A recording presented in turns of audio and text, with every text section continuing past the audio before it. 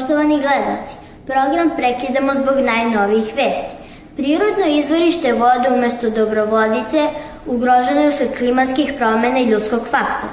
Izvor je izgubio preko 70% svog kapaciteta, čime je ugrožen opstanak biljaka i životinja, a posredno i samog čoveka.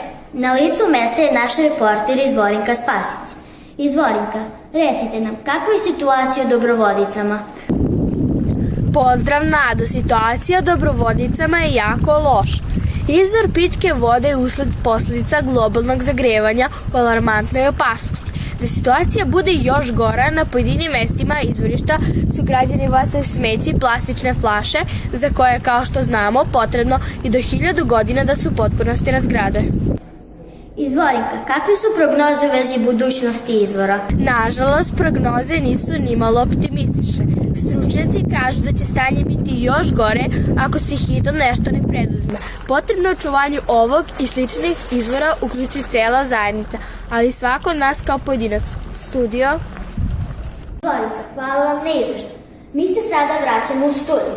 Naši gosti ovim povodom su dr. Zdravko Zdravković, lekar, gospođica Živka Svetić iz Udruženja za zaštitu prirode Republike Srbije i sveštenik otac Verko Krstić.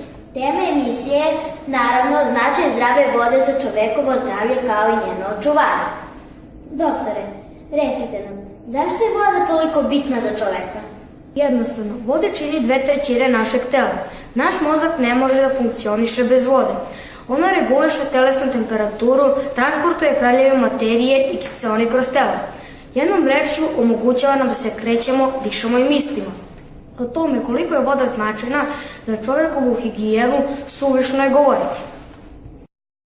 Gospođice Svetić, možete li nam reći nešto više o uticaju ovih zagađenja na živi svet? Naravno. Voda je, kao što svi dobro znamo, izvor života koji se ne odnosi samo na čoveka, već na sva živa bića. Presušivanjem izvora i zagađenjem voda ugrožene su sve životinjske vrste. Znamo i da od količine vode u zemljištu zavisi opstanak biljaka. Dakle, bez vode nam nema života. Hvala na odgovor.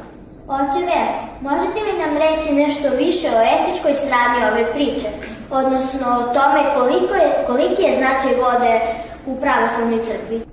Voda je, kao što smo čuli od vaših uvaženih gostiju, od velike važnosti za naše telesno, ali ništa manje za naše duhovno zdravlje, naročito kada je u pitanju sveta tajna krštenja, kojom postajemo članovi crkve. Čovjek je deo prirode i na vrhuncu Božje tvorevine. Na njemu je da brine o prirodi i na pravi način upravlja njom. Hvala najlepše. Hvala još jednom svima na gostovanju. Nadamo se da će ovaj apel doći do građana Srbije i da ćemo shvatiti od kojeg je značaja voda za sve nas, ali i da ćemo više brinuti o njenom očuvanju. Hvala na pažnji i svako dobro.